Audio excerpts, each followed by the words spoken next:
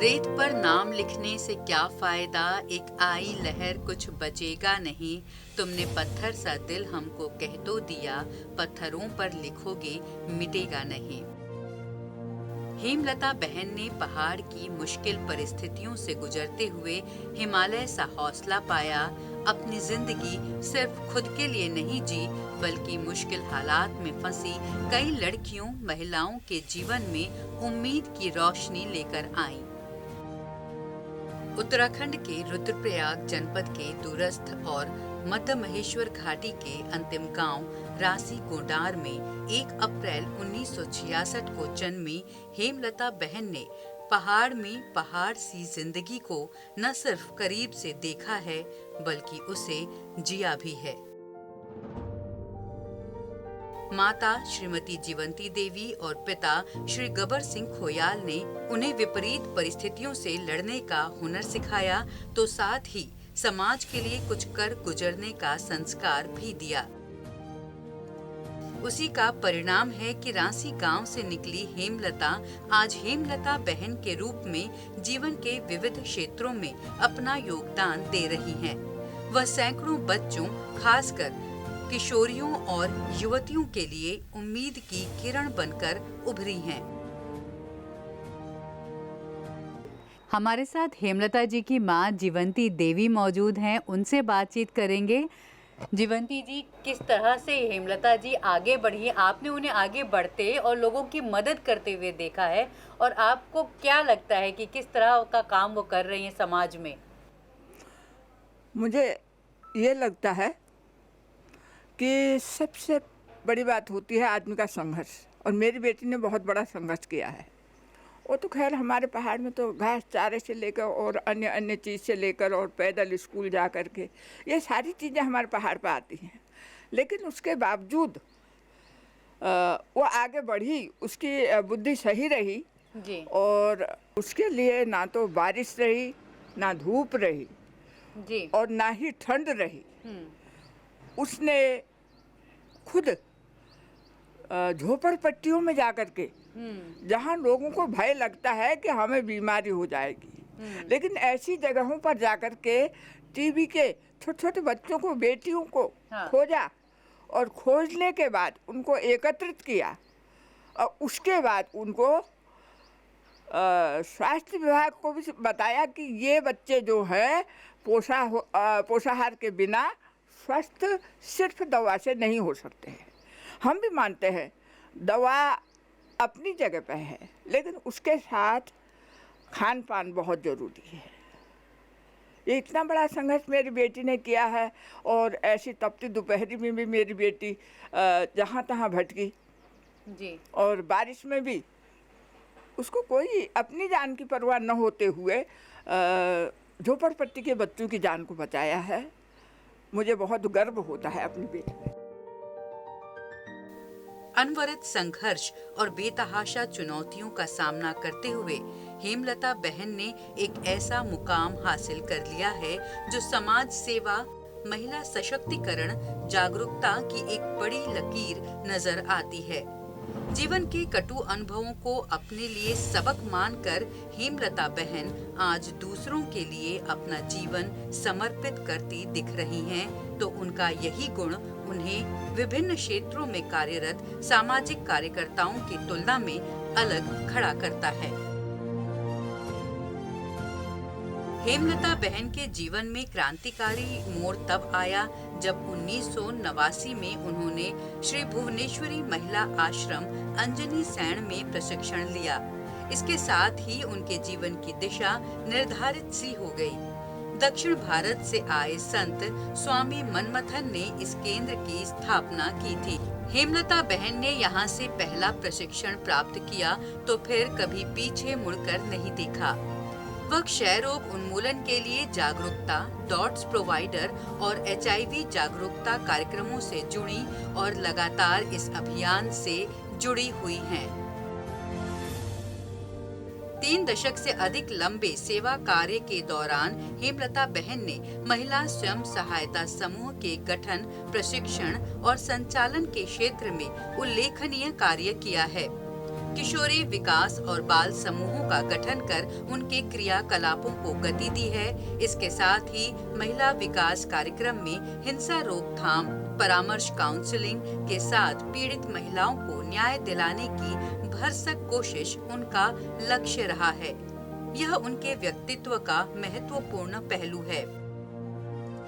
जैसे हमें कोई प्रॉब्लम है, चाहे हमारे साथ में, चाहे आस पड़ोस में कहीं लड़कियों के साथ गलत हिंसा या गलत व्यवहार हो रहा है, तो एक प्राइवेसी रहती है जो हम मैम को बताते हैं। और वो कोतवाली जो है थाना पुलिस ऋषिकेश में, वहाँ पे ये मैटर मैम लेके जाती हैं और वो प्राइवेसी में रहता है कि किसी को शेयर नहीं होता है, कि ताकि बहुत से लोग कहते हैं कि हमारी इज्जत चली जाएगी, हम नहीं जाएंगे, हम रिपोर्ट नहीं करेंगे, पर मैम एक प्राइवेसी रखती हैं, वो मैटर सॉल्व भी हो जाता है और क्लोज भी हो जाता है और किसी को पता भी नहीं चलता है। क्षय रोग संक्रमितों, खासकर समाज में बेटियों को स्वस्थ बनाकर उनका मनोबल बढ़ाने के लिए हेमलता बहन ने अनूठा प्रयास किया है।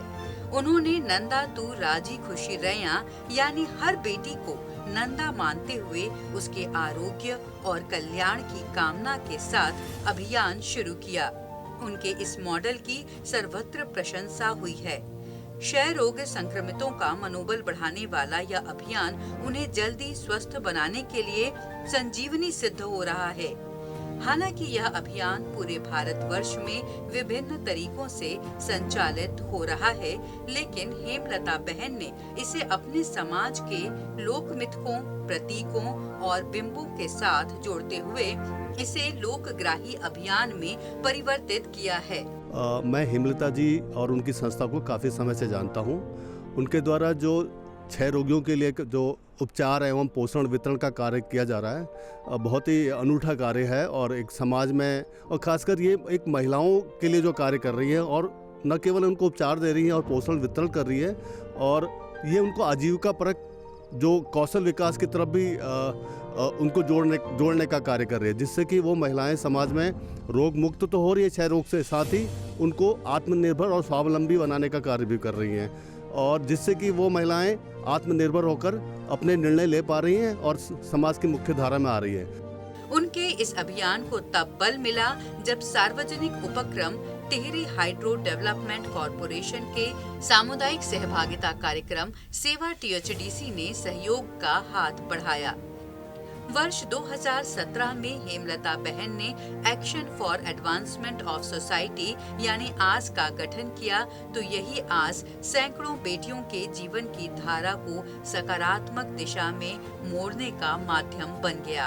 हेमलता खुद संस्था बनाने के पक्ष में नहीं थी, लेकिन किसी एकल व्यक्ति को कोई भी संस्था सहयोग अथवा संसाधन उपलब्ध नहीं कराती। THDC के प्रस्ताव के अनुरूप ही उन्होंने आस का गठन किया और उनका यह प्रयास गति पकड़ने लगा।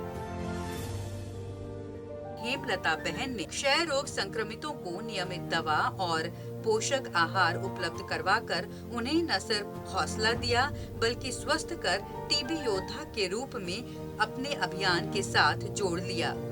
टीबी को पराजित कर उभरी बेटियां अब दूसरे संक्रमितों को स्वस्थ करने में जुटी हैं।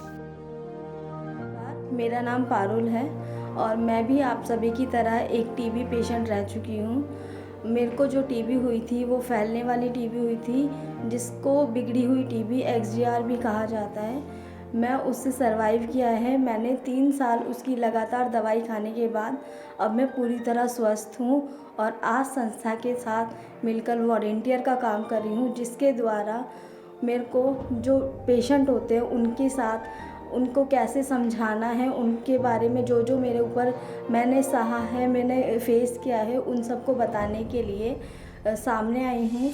मेरा नाम हिमांशु है और मैं आज से पिछले 1 साल से जुड़ा हूँ, क्योंकि 1 साल पहले मेरे को टीबी हुआ था, जिस कारण मेरे को टीबी के कारण मेरे को पता चला था कि मैम यह आस चलाती हैं।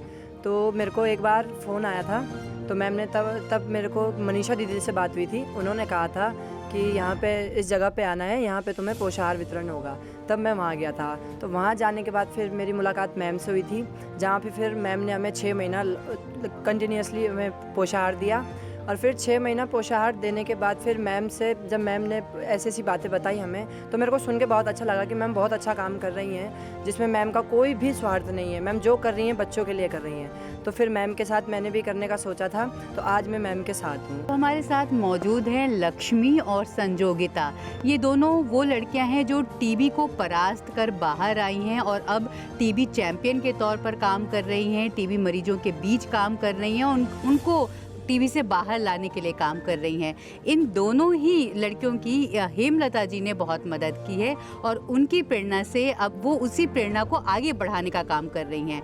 तो लक्ष्मी से सबसे पहले बात करते हैं। लक्ष्मी, आपका अपना अनुभव टीबी के साथ कैसा रहा और जब हेमलता दी ने आपकी मदद की वो कैसा समय था, वो कितना कीमती समय था आपके जीवन में, और फिर आप टीबी चैंपियन के तौर पर काम कर रही हैं, किस तरह से आप इस सब चीज़ों को देखते हैं? नमस्कार, सबसे पहले मेरा नाम लक्ष्मी है और मैं नंदा तू राजी खुशी रहा एक अभियान टीबी से मुक्ति की ओर संस्था आस में काम कर रही हूँ। सबसे पहले तो मैं बताना चाहूँगी कि जब मुझे खुद हुआ टीबी, तो मेरे को खुद लगता था कि हाँ कि टीबी पता नहीं कौन सी बीमारी है, कि मैं कभी ठीक हो पाऊँगी या नहीं हो पाऊँगी। धीरे धीरे मैंने थोड़ा उसको एक्सेप्ट किया कि हाँ कोई बात नहीं, बीमारी है, दवाई खा के ठीक हो सकती है। फिर मैंने वो दवाइयाँ ली। दवाइयाँ लेने के बाद फिर मैं हेमलता मैम से मिली। जब मैम ने मुझे बताया कि मेरी एक संस्था है जिसमें बेटियों को पोषाहार दिया जाता है जो टीबी से ग्रसित होती है, तो मैम ने कहा कि आप सिर्फ अपने एक बर्तन वगैरह लेके आना, बाकी आपको कुछ नहीं देना। एक बारी को मुझे लगा कि शायद क्या पता पैसे वगैरह मांगेंगे ये लोग, बट एक था जब मैं फर्स्ट डे गई तो वहाँ मुझे अच्छा लगा क्योंकि वहाँ मैं अकेली नहीं थी। वहाँ मेरे जैसे 4 से लेके या 5 लड़कियाँ या फिर मैम धीरे धीरे जो बढ़ती गई वो 30 लड़कियाँ थी, तो तब अकेला फील नहीं होता था। उनके सामने एक अच्छा महसूस होता था। हम लोग एक दूसरे की बातें शेयर करते थे। मैम से काफ़ी सारी बातें करते थे। ज़रूरी नहीं कि सिर्फ बीमारी से, और भी परे हट के, ताकि ऐसे करके मैम हमारी जो मेंटल हेल्थ है उसको काफ़ी अच्छा बनाती थी। मेरा नाम संजोगिता है। मैं भी आज संस्था के साथ जुड़ी हूँ और मैं भी उनके लिए कार्य करना चाहती हूँ और कर भी रही हूँ 6 महीने से। मेरी दवाई 6 महीने तक चली है। मेरे को सिंपल फेफड़ों की टीबी हुई थी, जो कि सबको लगभग 6 महीने तक की दवाइयाँ चलती है। मेरी भी 6 महीने तक दवाइयाँ चली और मुझे उस यहाँ पर से फ़ोन आया था कि यहाँ पर दवाइयाँ चल रही है, आपको सहायता की ज़रूरत है। मैं अब जैसे कि मेरे साथ भी जब मैं पोषाहार ले रही थी, तो जैसे कि ये मेरे से सीनियर हैं, तो इन्होंने भी ये भी वॉलंटियर के आपको समझाती थी? हाँ, इन्होंने मुझे भी काउंसलिंग किया है, मैम ने भी काउंसलिंग किया है, और भी हैं सीनियर्स, वो भी काउंसलिंग करते हैं। तो मैं भी इनके ही तरह अब आगे कार्य कर रही हूँ आज से जुड़कर वॉलंटियर के तौर पे। हेमलता बहन ने इस मानस को बदलने के लिए बड़ी शिद्दत से काम किया।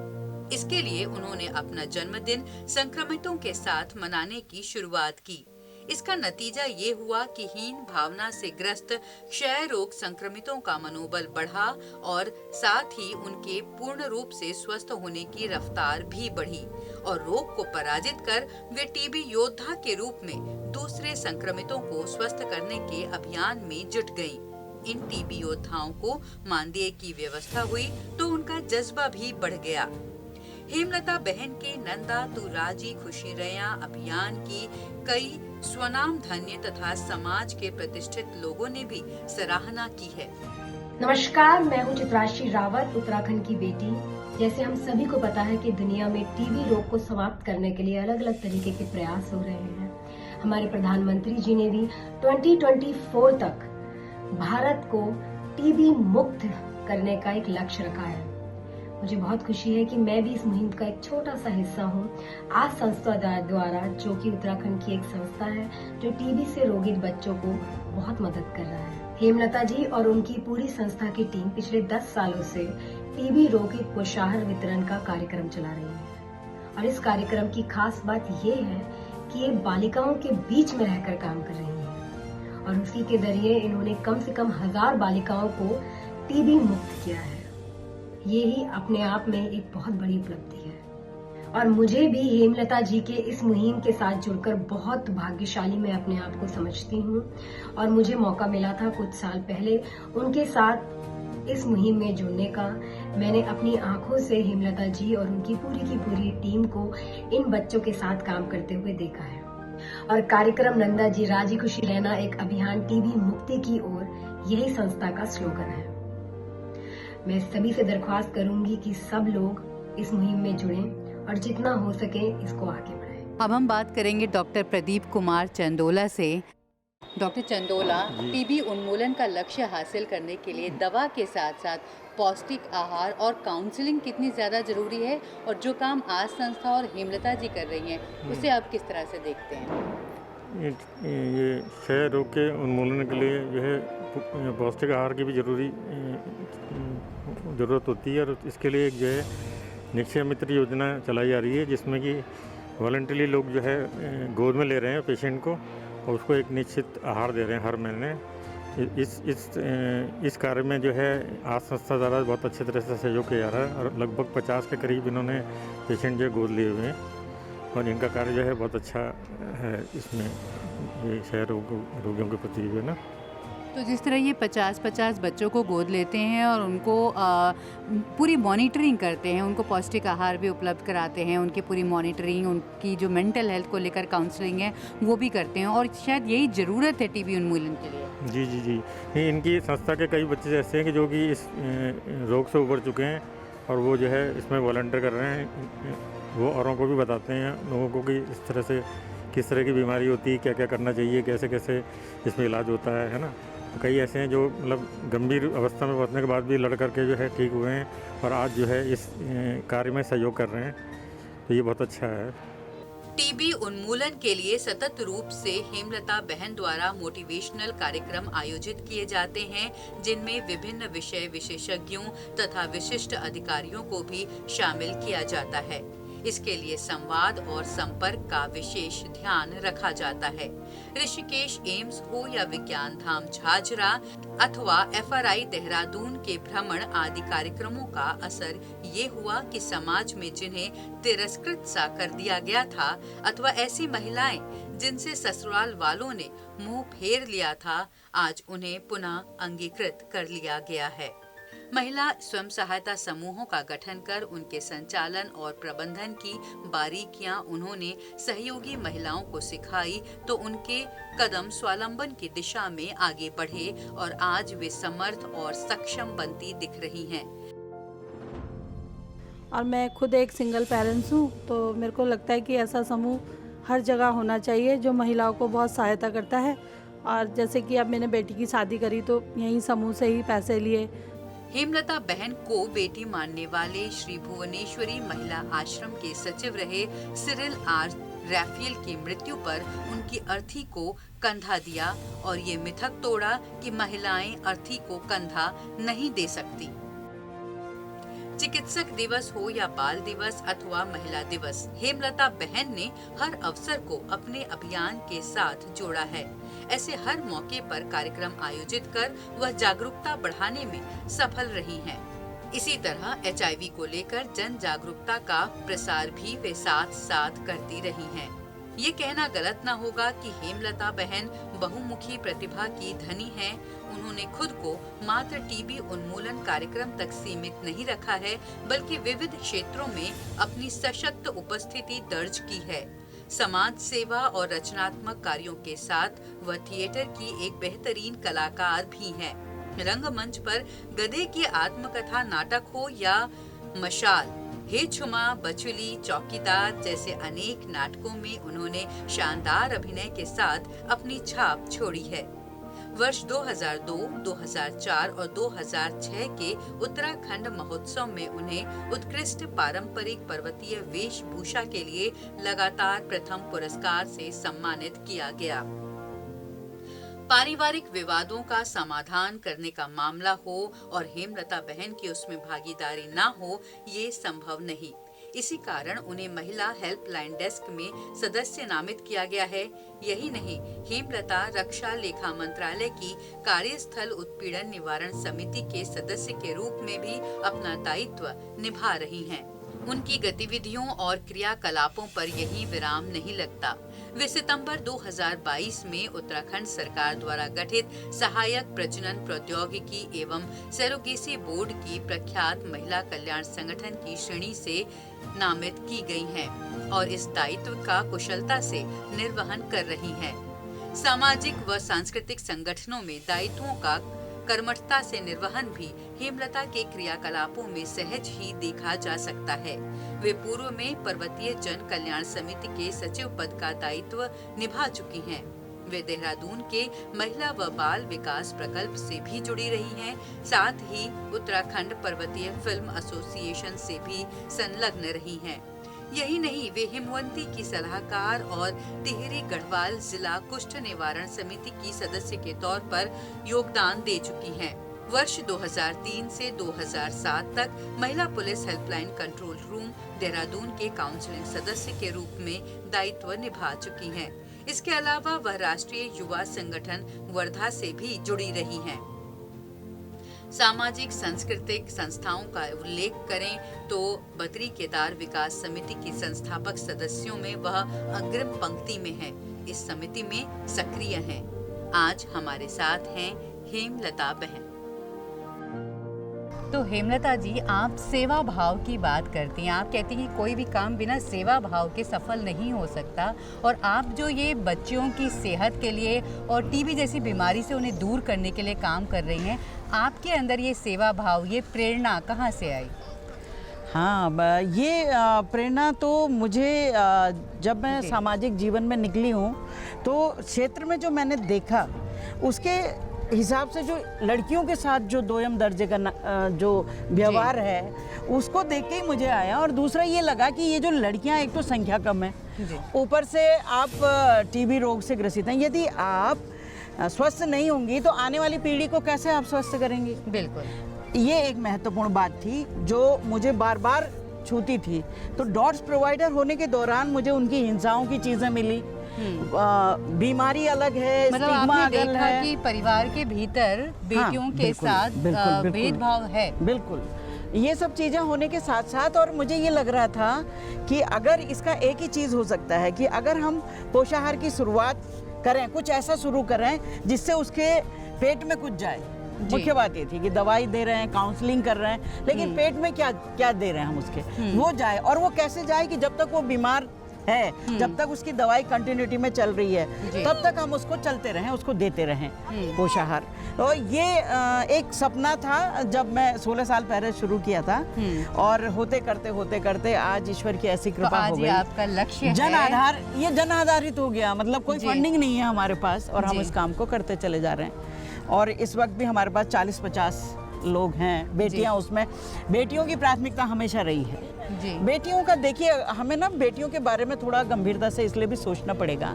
एक आदमी कमाने वाला है और परिवार में 3 या 4 बच्चे हैं जी। तो आप देखेंगे कि बेटियों के साथ फिर भी कहीं ना कहीं वो दिक्कत आती है, उसको रोका जाता है। अब खुद ही रोक देते हैं घर में भी। एक तो ये होता है आर्थिक पहलू बहुत कमज़ोर है, ऊपर से ये होता है कि आर्थिक पहलू के साथ साथ उसको कहाँ से लाएं, यानी जिसको देना है बेटी के लिए या किसी के लिए भी, एक पिता के लिए ये कर पाना एक माँ के लिए बहुत असंभव होता है। ऐसी स्थिति में जब हम जैसे लोग, सारे लोग अगर मिलते हैं, हॉस्पिटल मिल जाता है, काउंसलर मिल जाते हैं, दूसरे डिपार्टमेंट मिलते हैं और स्वीकार करना शुरू करते हैं, तो क्रांति तो होती है। यही इसके लिए स्टिग्मा को ख़त्म करने का एक सबसे बेस्ट रास्ता भी है ये करने का। तो ये है इसके साथ में। और सेवा तो दिल की बात है और ये सुकून का लम्हा है। सेवा बहुत खूबसूरत, बहुत मतलब पूजनीय योग्य है सेवा। इसलिए ये करते वक्त मुझे खुद भी आनंद आता है। मैं महसूस करती हूँ कि जो हम कर रहे हैं वो सत्य के लिए है, वो स्वास्थ्य के लिए है, वो उन बेटियों के लिए जिनको हम लोग ना नवरात्रों में ये ढूंढ के लड़कियों को लाते हैं और पैर छूते हैं। और यहाँ उसी लड़की के साथ पर देख रहे हैं किस उसी तरह से लड़की के साथ बीमारी हो जाए, कोई घटना हो जाए, थू करेंगे। क्यों? लड़के के साथ भी तो होता है, कई घटनाएं घट जाती हैं। तो बीमार के लिए हमें करना अहम है, और एक जब हम लड़की के लिए कर रहे हैं तो कई बड़े परिवारों के लिए कर रहे हैं। हेमलता बहन को समाज सेवा के विशिष्ट योगदान के लिए अनेक मंचों पर सम्मानित किया जा चुका है। उत्तराखंड सरकार का प्रतिष्ठित देवभूमि डायलॉग सम्मान वर्ष 2018 में तत्कालीन मुख्यमंत्री श्री त्रिवेंद्र सिंह रावत ने उन्हें प्रदान किया। वैसे सम्मान और पुरस्कार प्राप्ति का हेमलता बहन का सिलसिला 1986 में शुरू हो गया था, जब महिला मंगल दल की लोक नृत्य और गीत प्रतियोगिता में उन्होंने प्रथम पुरस्कार प्राप्त किया था। उसके बाद कृषक चर्चा मंडल चमोली का पुरस्कार, वीर भोग्या वसुंधरा सम्मान, 1992 में नेहरू युवा केंद्र टिहरी का विशिष्ट सम्मान, वर्ष 2004 में उत्तराखंड धाद सम्मान, उत्तराखंड कौथिक महोत्सव समानांतर, वर्ष 2005 में पर्वतीय फिल्म एसोसिएशन सम्मान, वातायन सम्मान, भारत विकास परिषद का द्रोण सम्मान, हिंदी साहित्य समिति देहरादून का सम्मान, भारत वन सर्वेक्षण देहरादून का सम्मान, वर्ष 2006 में शैल कला एवं ग्रामीण विकास समिति का सम्मान, अखिल भारतीय गढ़वाल सभा का विशिष्ट सम्मान, बद्री केदार विकास समिति का सांस्कृतिक बन्यात सम्मान तथा वर्ष 2010 में महिला समाख्या सम्मान सहित दर्जनों पुरस्कारों से सम्मानित हेमलता बहन ने निस्संदेह अपना नाम रेत पर नहीं बल्कि पत्थरों पर लिखा है। ऐसे पत्थरों पर लिखी इबारत शिलालेख बन जाती है, जो दूसरों के लिए प्रेरणाप्रद होती है।